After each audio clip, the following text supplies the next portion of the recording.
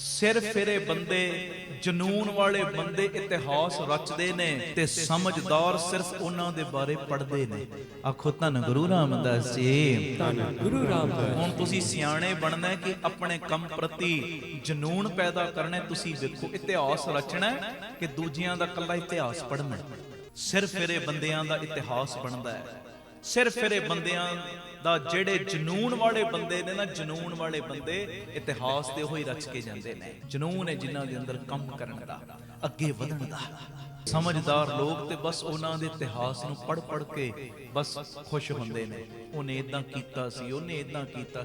ਉਹ ਜੇ ਉਹ ਉਦਾਂ ਕਰ ਸਕਦਾ, ਤੂੰ ਕਿਉਂ ਨਹੀਂ ਕਰ ਸਕਦਾ? ਤੂੰ ਕਿਉਂ ਨਹੀਂ ਇਤਿਹਾਸ ਰਚ ਸਕਦਾ? ਤੂੰ ਵੀ ਰਚਣਾ। ਜਿਹੜੇ ਇਨਸਾਨਾਂ ਨੇ ਇਤਿਹਾਸ ਰਚਿਆ ਹੈ ਤੇ ਉਹ ਵੀ ਆਮ ਹੀ ਬੰਦੇ ਸੀ ਨਾ, ਰਚਤੇ ਨਾ ਇਤਿਹਾਸ। ਤੂੰ ਕਿਉਂ ਨਹੀਂ ਰਚ ਸਕਦਾ?